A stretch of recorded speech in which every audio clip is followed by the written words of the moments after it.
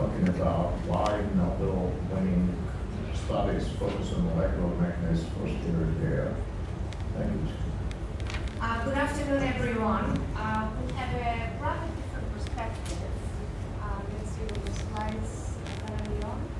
Okay, so why is it that most Nobel-winning studies have focused on molecular mechanisms?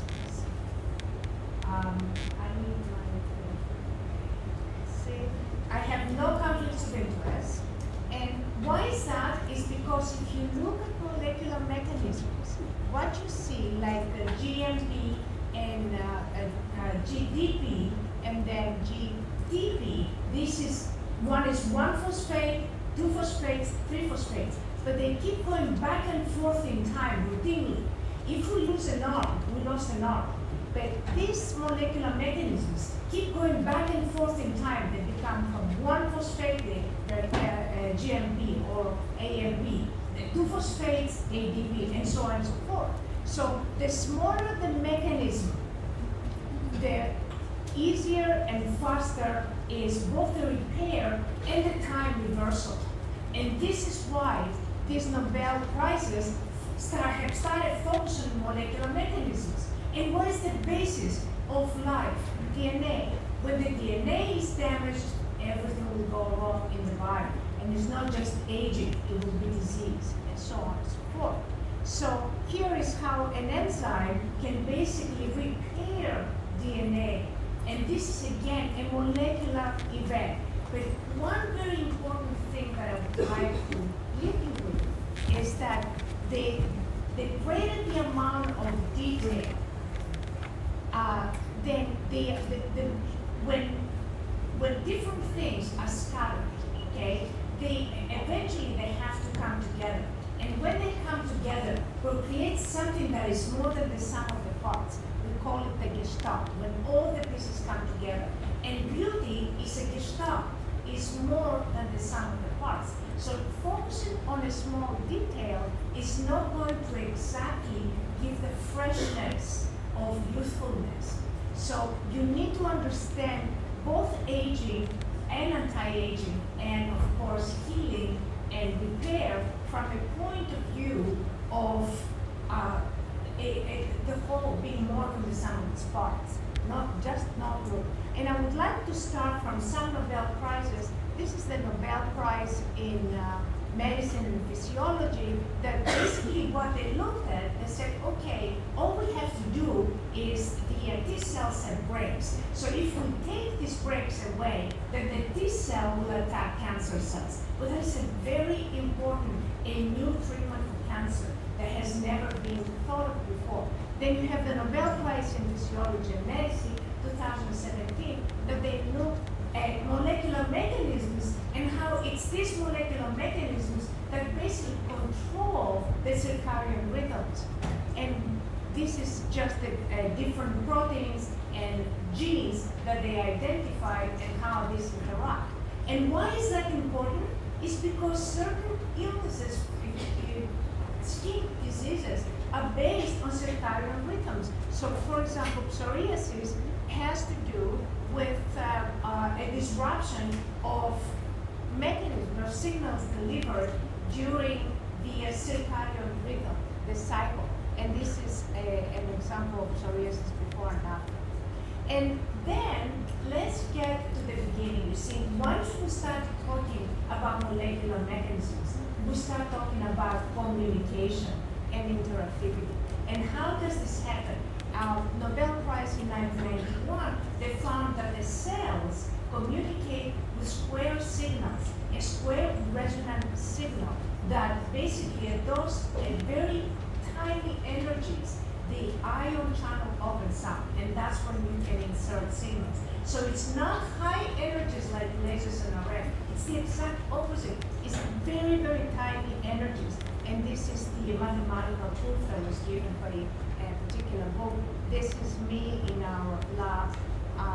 And now what I want to show you here is, as you can see, when the two of them communicate, something happens in the middle. And you see the middle color is different. There's a gestalt that is more than the sum of the parts. So the two cells create something more than each one of them can offer. And 1999, this is what we're getting into signal communications. Signal communications within the cells. How proteins have the address to go specifically, and they have a fate that has been predetermined. And this is a different depth, and how the proteins know how to travel and where to go. And this is again in now, this is what I want to show you. What you see is that every cell, when you touch it, it has a resonance. The cell is actually like a little band, like a little orchestra, and it resonates. It kind of it changes. It has vibrations. It vibrates. It's a very important thing in terms of communications. And here we're getting into a new concept that is called resonance. And resonance is this vibrational process that connects the entire system. And then when we get into resonance, we get into proteostasis, which is the balance between intercommunications into the system. And all this you need to know, this is what underlies. So what is proteostasis? It's the first version of folded proteins. When the protein is unfolded, it's useless. So the stress or heat will cause the proteins to be unfolded, and then unfolded proteins will give the wrong signals. So this is an unfolded protein on the left and unfolded on the right. And this is the hallmark of aging is proteostasis. And this is, when you look at proteostasis, you can see that you get anti-aging that lasts. This is my new book, The Rhythm of Youth, that has basically the perspective that was given by the other speakers of longevity, and also the perspective that everything, the microcosmos and the microcosmos have a lot of similarities.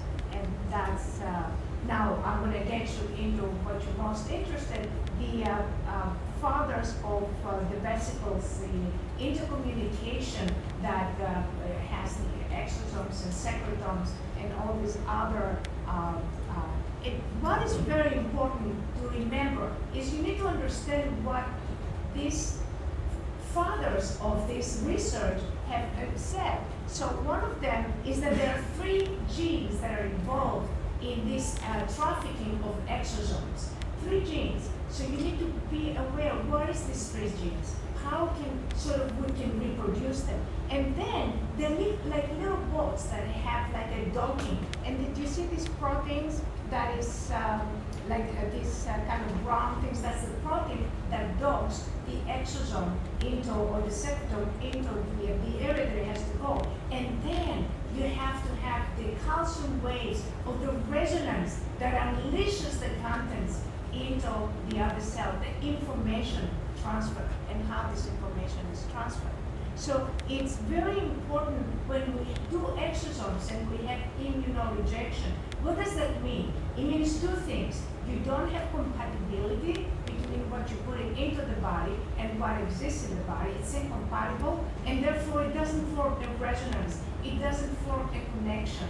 And without this connection, without this resonance, then you cannot have a successful treatment. You have a placebo effect, or you can have basically nonsense signals.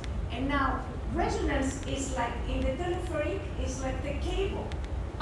The car is like the exosomes and the proteins and everything, mRNAs and RNAs that the exosome carry is inside it.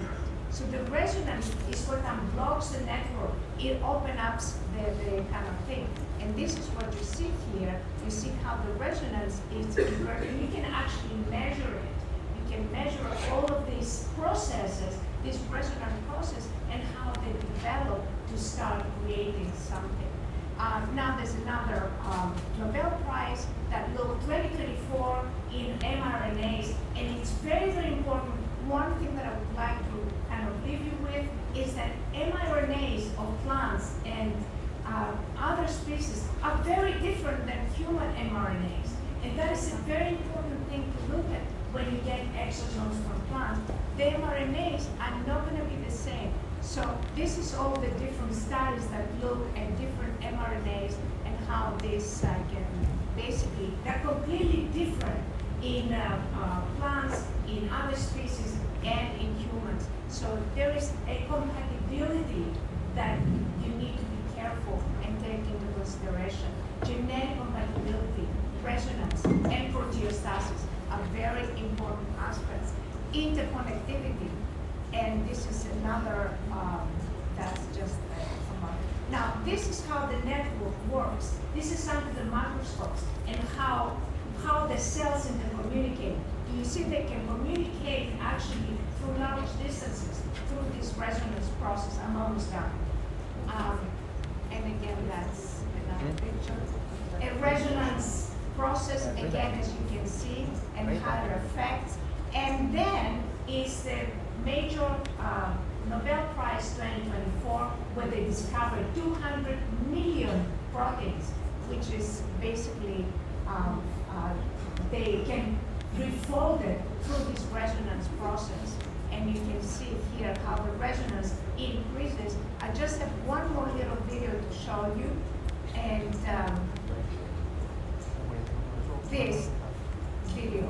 You see how basically when you have a resonance, you have regeneration. So when you talk about regeneration, you must be always thinking about how resonance will affect this process.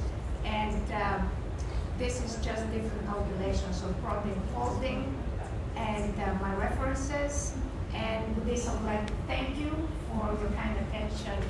Thank you very much. If you have any questions, you can take a picture of my WhatsApp and WhatsApp me. I'll try to answer your questions. Thank you. Thank you. So we can move to the next speaker from Italy. He's a colleague, Professor Alessio Redelli. Professor Redelli is a professor on contract at the Genoa University.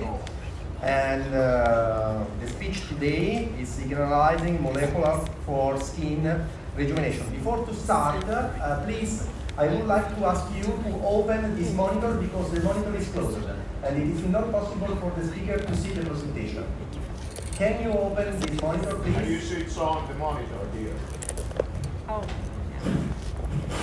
Because it is not possible for the speaker. Yeah. Otherwise, I will